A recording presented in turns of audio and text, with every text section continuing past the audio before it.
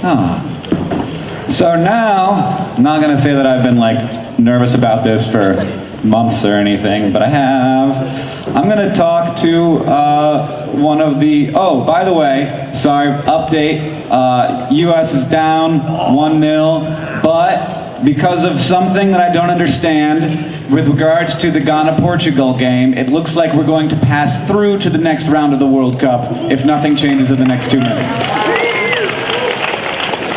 So yeah. I'm glad I didn't sit down. Jeez. So now we're gonna, that must not be my chair because there's a microphone in it. So now I'm going to introduce Jeffery Katzenberg, who, you know who Jeffery Katzenberg is. He's the CEO of Dreamworks and also has done many amazing things. Holy shit.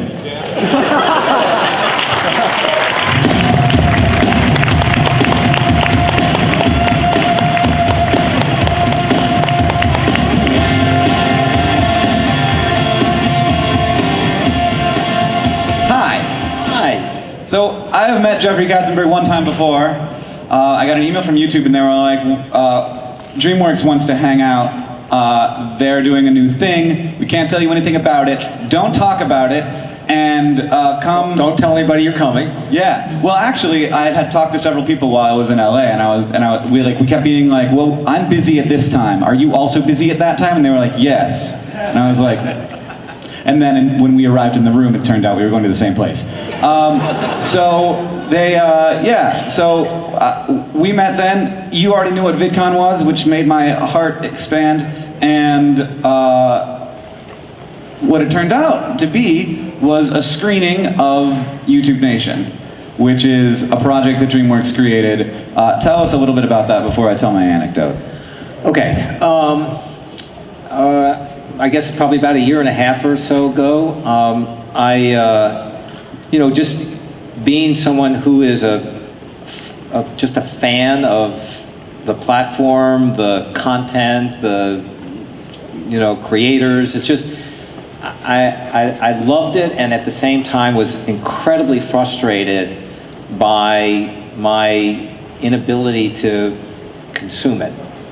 It like for so many of us, and maybe not for all of you guys in this room, but it overwhelmed me. It was just an ocean of opportunity, and I kept feeling as though I was missing, and there were things I should know and I wanted to know, and it pissed me off that I would find out, like on the Today Show, what I should be watching on YouTube. That also pisses, when I'm in the airport, which is the only time I see network television, I'm always like, why is that viral video on television? Like I saw that 2 weeks ago, and now it's news, apparently, so in quotation marks. Because I'm really, really old, I still do consume traditional media.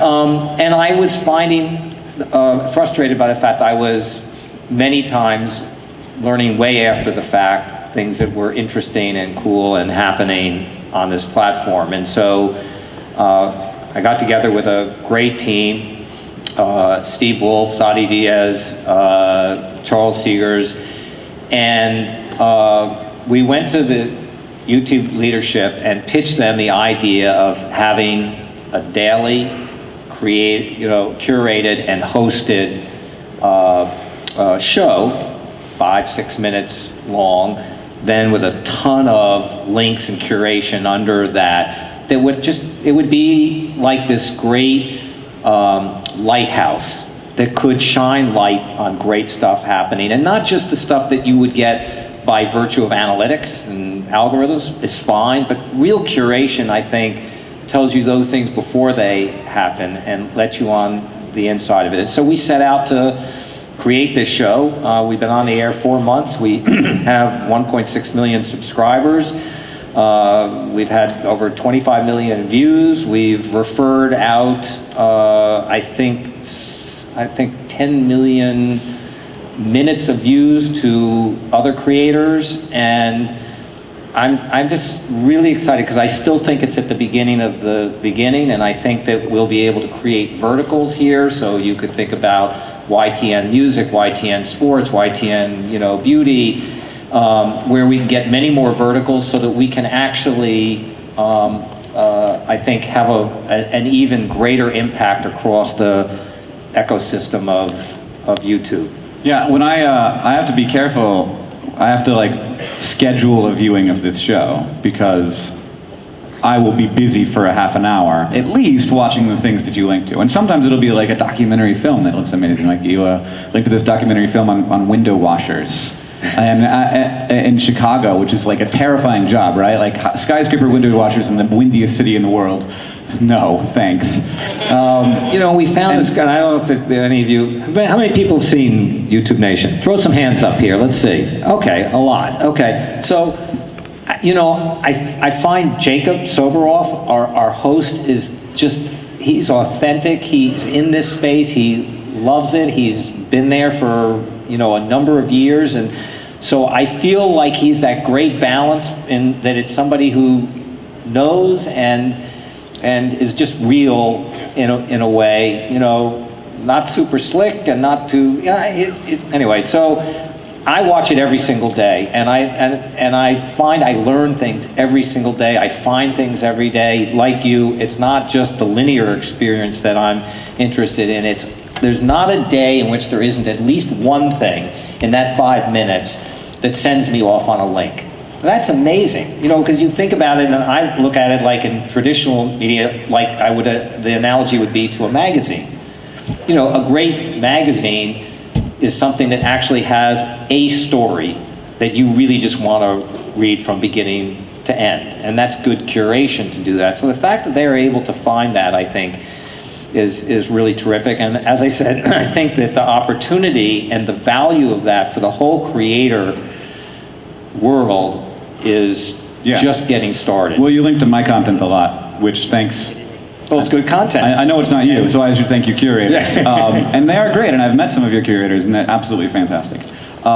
So when you launched this thing, I was in a room with, or when you were sharing it with us, not launching it, I was in a room with some, maybe 10 of the top, smartest YouTubers in the world, a lot of whom are launching their own studios, have their own projects. And I had this moment when we were all tripping over ourselves to give you the most insightful advice possible, because it's, So you have to say, which is that I because we really, from day one, said this is by the platform, for the platform, for the creators. Absolutely. And so we said, well, let's get some of the most talented and, smartest. But most people, if most people would not be able to get that room of people together to give you advice, and I had this moment where I was like, everybody run, run.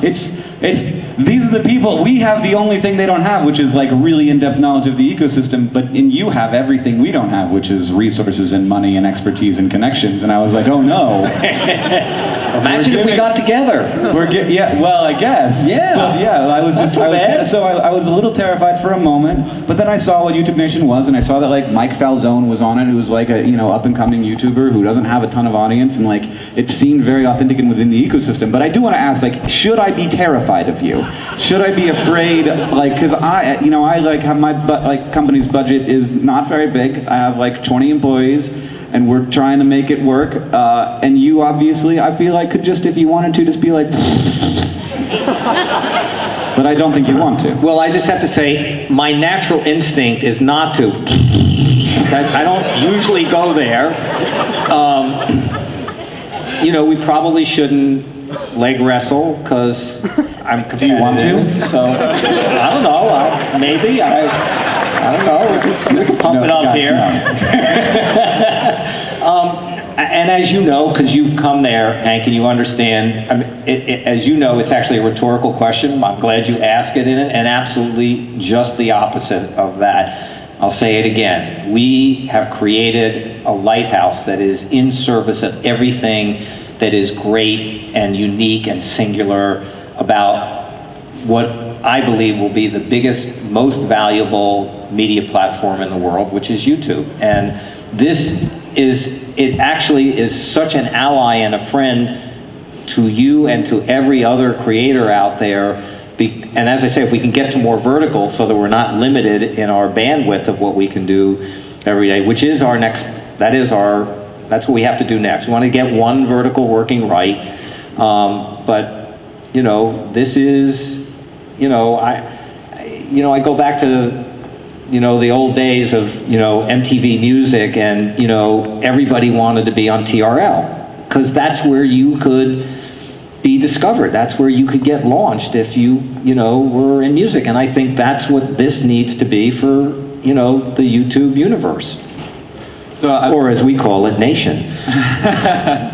So I was super interested to hear you say, that you believe online video is going to be a huge deal. I have I feel like I'm not looking at any of you over here. Sorry, you're just looking back of my head. See, this is actually old media. God, I don't understand how this works. And there's a camera, and it's streaming, and then, thanks for reminding me. Okay. So I have deeply internalized the value of online video to the point where I think it's more important, irrationally important. I will accidentally compare Jenna Marbles to Shakespeare. I will accidentally compare, YouTube to the printing press, and I'll be like, wait, no, stop. But it's what I believe on the inside. So I know where I think that comes from within me. Where does that passion about online video come from within you? At the foundation of every single thing I've ever done is storytelling and connecting with people. And I guess I'll give you a little bit of a distant answer, and it'll maybe sound a little bit back from it, but I often ask people, what's the most beautiful thing in the world to you? Putting aside family, okay? Put aside, that personal family connection, and you just think about what is the most beautiful thing in the world to you? Is it a place that you've been to? Is it, the Taj Mahal? Is it an incredible work of art? Is it a, Paradise Beach? And as, and you think about what is beautiful, what is beauty to you? And I can tell you, for me, beauty is laughter.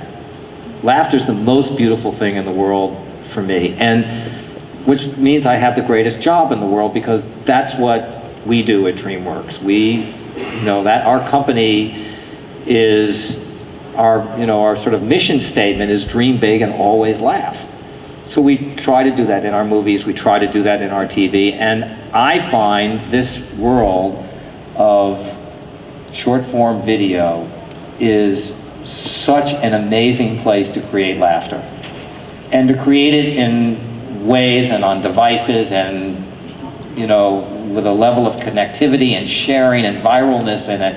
There's nothing else like it in the world. And I think my wife's most beautiful thing might be Toothless.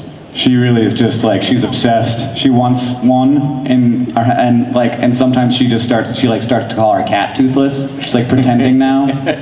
So well done on that. Nice, thank you. Thank you for the plug in a theater near you. But as a platform, it's an amazing platform, and our biggest bet, our most exciting and ambitious bet on the platform is with Awesomeness TV. And again, I just want to say that the reason why I got so excited about Awesomeness TV is first and foremost the creators. Ryan Robbins and Brett Boutier and Joe Davola and that team there, they're great storytellers. And they got there out of, their own, they didn't come there because it was a low bar of entry. They got there because they were excited about it, as a kind of storytelling. And what I think they've done, and what I value so much about it, is they have actually opened it up and made it a home to creators and to talent and to voices, and they are at the sort of foundation of making careers.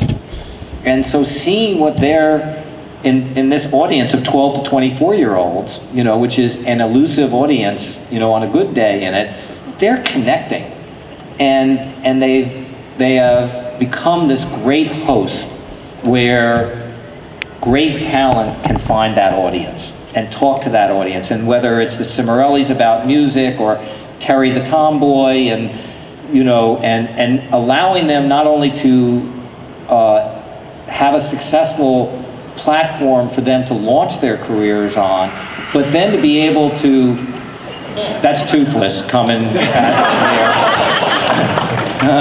But then to be able to have, Cimarellis are doing a record,